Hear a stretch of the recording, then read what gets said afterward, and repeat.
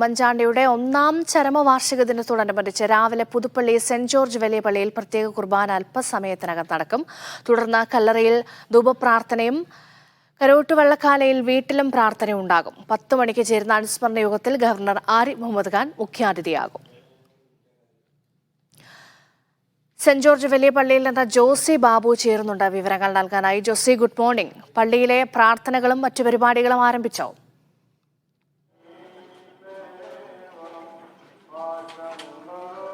Reshma, good morning. അല്പസമയത്തിനകം പ്രത്യേക പ്രാർത്ഥനകൾ പുതുപ്പള്ളി വലിയ പള്ളിയിൽ ആരംഭിക്കും.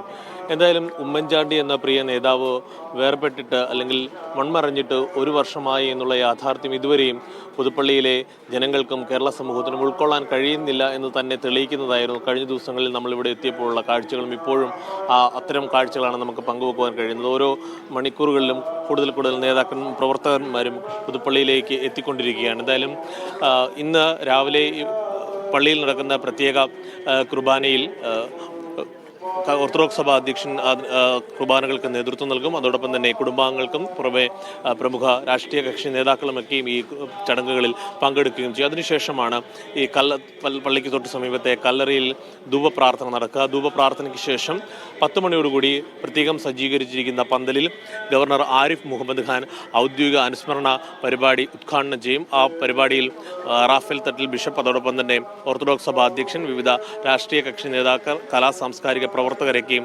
അനുസ്മരണ യോഗത്തിൽ പങ്കെടുക്കുകയും ചെയ്യും. ഉച്ചയ്ക്ക് ശേഷമാണ് ഉമ്മൻചാണ്ടി ഫൗണ്ടേഷന്റെ ഔദ്യോഗിക ഉദ്ഘാടനം നടക്കുക. കോട്ടയം മാമൻ മാപ്പിള ഹാളിൽ AICC general secretary KC Venugopal ഈ ഔദ്യോഗിക ഉദ്ഘാടന പരിപാടി ഉദ്ഘാടനം ചെയ്യുമ്പോൾ ചാണ്ടി ഉമ്മൻ രാവിലെ കല്ലറയിലേക്ക് എത്തുകയാണ്. അല്പം മുമ്പ് ചാണ്ടി ഉമ്മൻ്റെ മൂത്ത സഹോദരി മറിയം ഉമ്മനും കല്ലറയിൽ എത്തിയിരുന്നു. എന്തായാലും രാവിലെ ഈ പള്ളിയിലെ ചടങ്ങുകൾക്ക് വേണ്ടിയാണ് ചാണ്ടി ഉമ്മൻ എത്തിയിരിക്കുന്നത്. കല്ലറയിൽ പ്രാർത്ഥനയ്ക്ക് ശേഷം അദ്ദേഹം പള്ളിയിലേക്ക് പോകും. എന്തായാലും കോട്ടയത്ത് 3 മണിക്കത്തെ ഉമ്മൻചാണ്ടി ഫൗണ്ടേഷൻ ഉദ്ഘാടന പരിപാടിയോടനുബന്ധിച്ച് കഞ്ഞിക്കുഴിയിൽ പ്രത്യേകം തയ്യാറാക്കിയിരിക്കുന്ന ഫൗണ്ടേഷൻ്റെ ഓഫീസിൻ്റെ ഉദ്ഘാടനവും നടക്കും.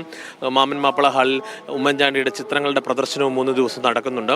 അതിനുശേഷം കല്ലറയിൽ നിന്നും ലാക്കാട്ടൂരിലെ ഉമ്മൻചാണ്ടി സ്പോർട്സ് അരീന എന്ന പുതിയതായി നിർമ്മിച്ച പദ്ധതിയിലേക്ക് ദീപശിഖ പ്രയാണവും അതിനുശേഷം അവിടെ തന്നെ MLA-മാരുടെ പ്രത്യേക ഫുട്ബോൾ മത്സരവും നടക്കും. വിവിധ സന്നദ്ധ പ്രവർത്തനങ്ങൾ സംസ്ഥാനത്തുടനീളം കോൺഗ്രസിൻ്റെ പോഷക സംഘടനയുടെയും നേതൃത്വത്തിൽ നടക്കും.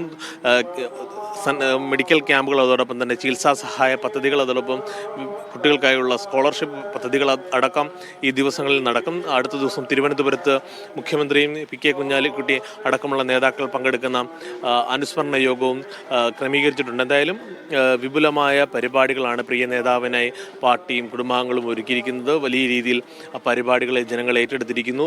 സന്നദ്ധ പ്രവർത്തനങ്ങളെയും അതോടൊപ്പം ഉമ്മൻചാണ്ടിയുടെ അനുസ്മരണ പരിപാടികളെയും ജനങ്ങൾ ഏറ്റെടുക്കുന്ന കാഴ്ചയാണ് നമുക്ക് കാണാൻ കഴിയുന്നത്. എന്തായാലും അല്പസമയത്തിനകം തന്നെ പുതുപ്പള്ളിയിലെ വലിയ പള്ളിയിൽ പ്രത്യേക കുർബാന ശുശ്രൂഷകൾ ആരംഭിക്കും. രേഷ്മ.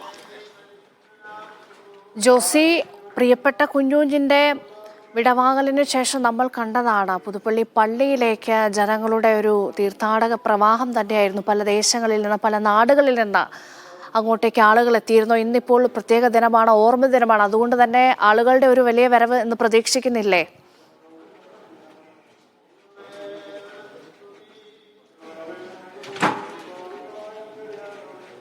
തീർച്ചയായും രേഷ്മ പറഞ്ഞതുപോലെ തന്നെ ഈ ഉമ്മൻചാണ്ടിയുടെ മരണശേഷം ഏറ്റവും അദ്ദേഹത്തിനെ അടയാളപ്പെടുത്തിയൊരു ഇടമാണ് അദ്ദേഹത്തിൻ്റെ കല്ലറ. ഏറ്റവും കൂടുതൽ ആളുകൾ ഓരോ മണിക്കൂറുകളിലും ഇവിടേക്ക് എത്തുന്നത് നാം കണ്ടു. പ്രിയപ്പെട്ട നേതാക്കൾ അവരുടെ തെരഞ്ഞെടുപ്പ് പ്രവർത്തനങ്ങൾക്കിടയിലുമൊക്കെ അവിടേക്ക് എത്തുന്നത് കണ്ടു. നമ്മൾക്കിപ്പോൾ ചാണ്ടി ഉമ്മൻ്റെ പ്രതികരണം വരും. അദ്ദേഹത്തിൻ്റെ പ്രതികരണത്തിലേക്ക് പോകാം.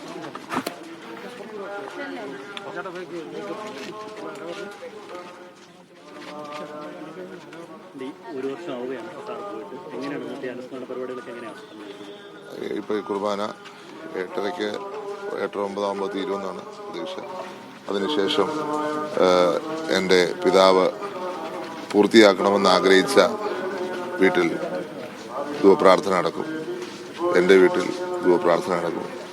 അതിനുശേഷം 10 മണിയാകുമ്പോൾ ആദരണീയനായ കേരളത്തിൻ്റെ ഗവർണർ, അതുപോലെ ആദരണീയനായ പ്രതിപക്ഷ നേതാവ് പരിശുദ്ധ ബാബ തിരുമേനിയുടെ അധ്യക്ഷതയിൽ അഭിവന്ദിയ തട്ടിൽ പിതാവ് ആശീർവദിക്കുന്ന പരിപാടിയിൽ പ്രിയപ്പെട്ട ശശി തരൂരും അതുപോലെ തന്നെ അഭിവന്ദിയ തങ്ങളും സ്വാമി മോക്ഷപ്രധാനന്ദയും സ്വാമി ഗുരുരത്ന സ്വാമിയും വന്ന് പങ്കെടുക്കുന്ന ചടങ്ങ്, പെരുമിടം ശ്രീധരൻ വന്ന് പങ്കെടുക്കുന്ന ഒരു ചടങ്ങ് ഇവിടെ സംഘടിപ്പിക്കുന്നു. 3000 കുട്ടികൾക്ക് 30 ലക്ഷം രൂപയുടെ സ്കോളർഷിപ്പ് നടക്കുന്ന ചടങ്ങ്. ആ ചടങ്ങിൻ്റെ ഉദ്ഘാടനം ഒരു കുട്ടിക്ക് നൽകിക്കൊണ്ട് അത് തുടങ്ങുന്നതായിരിക്കും. ഒപ്പം അദ്ദേഹത്തിൻ്റെ ഓർമ്മയിൽ ഒരു സ്പോർട്സ് ടർഫ് ഞാൻ മാളിയേക്കൽ ചാരിറ്റബിൾ ട്രസ്റ്റിൻ്റെ പിന്തുണയോടും അതുപോലെ തന്നെ ഹരിഹരൻ നായർ ചേട്ടൻ എൻ്റെ പിതാവുമായി ആത്മബന്ധം പുലർത്തി അദ്ദേഹത്തെ എന്നും കാണാൻ വന്നിരുന്ന വ്യക്തി 48 സെൻറ്റ് ഭൂമി നൽകിയിട്ടുണ്ട്. അവിടെ പണിഞ്ഞ സ്പോർട്സ് അറീനയുടെ ഉദ്ഘാടനം നടക്കും. അതിനോടൊപ്പം തന്നെ 1 ഏക്കർ ഭൂമി എൻ്റെ പിതാവിൻ്റെ ഓർമ്മയ്ക്ക് വാകത്താനം പഞ്ചായത്തിൽ ഡോക്ടർ PJ ആന്റണി എന്ന് പറയുന്ന വ്യക്തി നൽകിയിട്ടുണ്ട്. ആ ഭൂമിയുടെ കൈമാറ്റൽ ചടങ്ങ് ഭവനരഹിതർക്ക് വീട് വെച്ചു കൊടുക്കാനുള്ളതാണ്. ആ ചടങ്ങ് ഇവിടെ നടക്കും. അതിനോടൊപ്പം തന്നെ ഈ വ്യക്തി 3 പേരെയും ആദരിക്കുന്ന ചടങ്ങ്. ഒപ്പം ഒരാൾക്ക് ഒരു ഇലക്ട്രിക്കൽ വീൽ ചെയർ ഉമ്മൻചാണ്ടി ഫൗണ്ടേഷന് നൽകുന്നുണ്ട്.